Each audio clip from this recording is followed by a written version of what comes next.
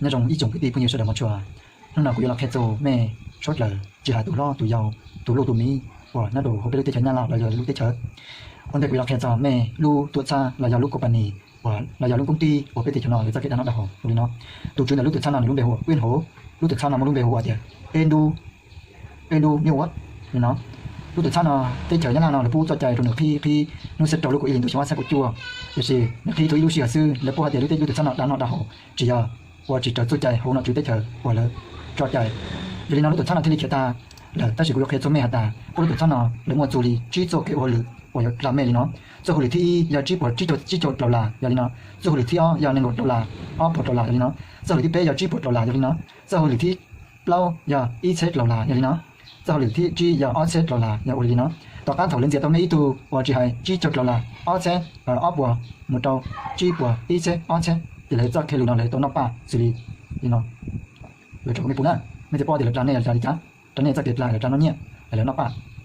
เดี๋ยวจานเนี่ยมันชั้นเด็กมันจะมันก็ในปุ่น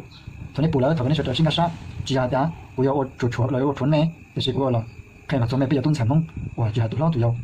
ว่ากันเลยป้อหลัดจ่าจ้าจะเกี่ยวป้อหลัดนั่นนะจะเก็บลายถ้าก็ลาเลยก็เลยจีบดอลลาร์จีจดดอลลาร์อีเซดดอลลาร์อบบดอลลาร์จีบดอลลาร์อีเซดดอลลาร์ออเซดดอลลาร์เลยแล้วน้องป้ายายี่เจ้าฝิ่งปัวยี่เจ้าฝิ่งปัวนะน้องป้ายายี่เจ้าฝิ่งปัวยาลีน้องเดี๋ยวที่เล็กร้านในตามบุรีน้องน้องบอกฉันเนี่ยกูจะจอยอินบายวิดีโอว่ากันในป้อหัดแต่เล็กร้านเนี่ยอยากลาลิกาลูกเจ๊ได้ขนาดเล็กลาลิกาในสายกูจอยในสายเนี่ยในวันฉันเดียว I've got a great idea. And he tells everyone he knows about it. That's all right. If you give me money in 45 a day, I give you 50% more. I guarantee it. The money starts rolling in. ในวันฉันเดียวในที่เล็กป้อหัดแต่ป้อร้านในลาลิกา But soon, the investors come knocking at his door. But does he have their money? Sure, I got your money. Sure he does. And word travels fast. One person tells his friends, who tell their friends, and soon people young and old, rich and poor flock to Ponzi. Even the original investors put their money back in. Now, Ponzi is on top of the world. Mr. Ponzi, what is your secret? Here's what I do. I buy first bets and I go back into America. Is Ponzi? Isn't it true? There is no real investment. Aren't you just using money from your new investors to pay your old investors? You are correct. It's true. Silly Ponzi. What you don't realize is that your pyramid is growing too big. Soon, you won't be able to bring enough new investors to pay your old ones. And the weight of the pyramid will be too much for them to bear. And like all Ponzi schemes, it will collapse. And that is the birth of the Ponzi scheme. Giờ đi nó lưu tụt sao nó nữa là thì nó giờ đi nó đi xả ta mấy chó bộ có số tông mấy mình trâu được làm ra mấy chó nhà ở xử lý của hắn nó nhà chỉ cho nên cho tàu nhà nữa đi phong nhà ta chỉ cho trang này thì cho tàu nhà xử lý cho nó thì nó cũng dọc hết ý cho nó lưu nó tụt sao là do lưu company và nó dùng đi tụi mỹ nó là ý xả lưu ổn định làm rằng này ta chỉ nó tàu ý cho nó lưu company là do lưu tụt sao nó để tí tàu ta lưu tụt sao và muốn về ta em đu nhiều quá nó bố tí tàu ta bố tí tàu khá kia ở lâu đi để chỉ ý cho nó người ta có mua xử lý dùng đi lúc nào hết người ta có mua nó xong đến mấy thì bùa ta nhà nó ta ý cho nó qua cho nó người ta khá kia là một ý lưu dùng lúc nó tiền là ý dạng của lưu uống nó hành ta nó muốn lúc về của ta nó muốn lúc về của ta optimal group lúc nó như nó người ta tập làm lúc nó chỉ chân chọn tốt này giờ tí chọn tốt này của nó chọn từ lúc tốt xa của bắt của hai lần nữa lúc nó được là ý dạng của lúc bắt của hai nên nó cũng cho ý cho và không dư và để bắt là nó đổ lưu tốt xa nó còn mềm mù là cái mềm mù mỗi nhà được quá xử lý tụi nó của phụ nó chỉ có tiền nó làm loแต่chỉ lúc sao nóกูgiờ lúc bè thì optimal của rừng gút nó tụi nó làกูgiờ lên thế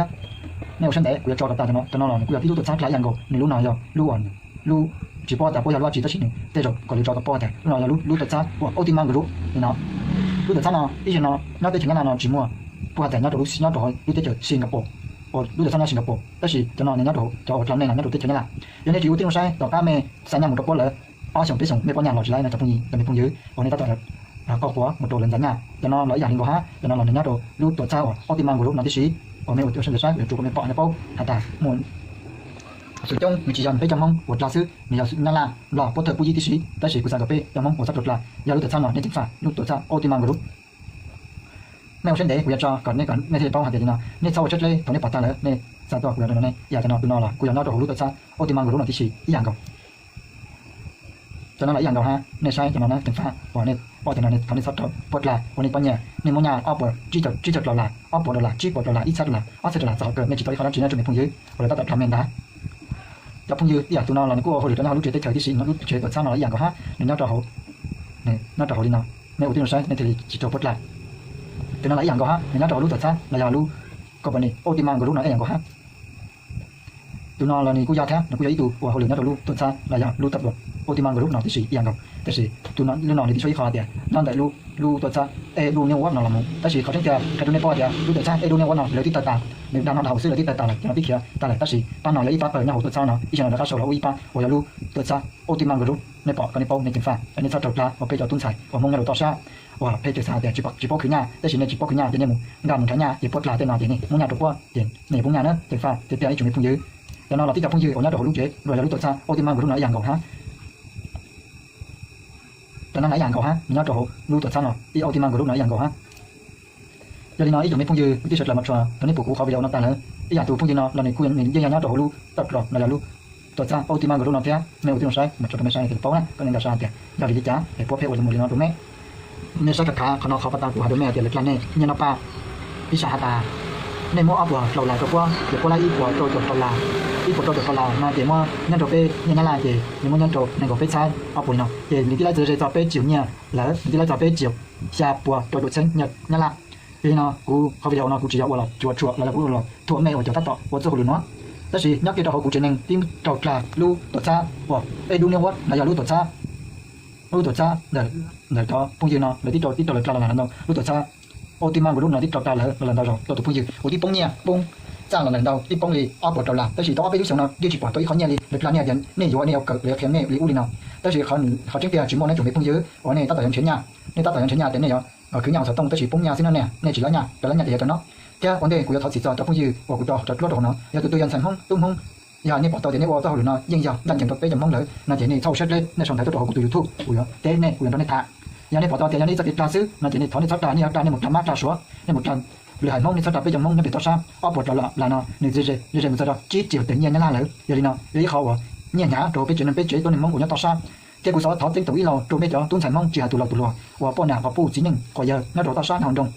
hôm nay ta tỏ xa tháng này ăn chế nha hồ lưu sở tông cho nên là phải đến nhà thằng này chủ nên giờ đây từ chỉ tỏ xa hồ sở tông cho cụ dân đó mới thả cụ dân đó nên thả trên sửa tủ thả vì đó khó cụ chế tôi nên đi mua cho trong tủ một tòa ly cầu tuần lên và rồi đó tỏ xa nó đà cụ đã hai đi hai đối làm gì do tỏ xa nó lúc tỏ xa nó giờ lúc tỏ xa nó muốn về hòa tá ô tim mang của lúc người bán nó giờ bắt tuần là lúc tỏ xa và bắt đầu là suốt tuần đấy em đu new nó là một lúc tỏ xa là tí tờ tạmแต่chỉ đi là bán nó đã là công tệ bán nó đã làแต่chỉ lúc chế tỏ xa nó qua tại nhà đồ Singaporeแต่chỉเขาchứng tiền chỉ bao giờ bỏ một chỉ muaแต่chỉ nên giờ tôi lao luôn là giờ giờ tôi thầy rồi nên ta tỏ xa lao luôn cho nên sau tôi lao luôn đi nó sau lao luôn nó lại qua đây nhà xí mấy phong nhà thế chỉ đi của cho bao giờ thu thằng này giờ tôi thầy mong là giờ đi từ và ta tập bỏ tiền ra cái nó giờ ít cho cái và làm mắt là hậu thằng này ta muốn chia sẻ làm mất sẻ một chỗ tôi xóa giờ phong giờ còn lại bao để bao sát là của giờ tôi làm không của chỉ giờ là từ chấm mẹ của giờ là nên ra cái khứ nào cái hậuแต่chỉ của là từ chấm mẹ ra cái làm mắt là hậu của nên là chỉ từ ra cái của thế chỉ là nó phú thằng này là chỉ là của thế mua lúa của chúng ta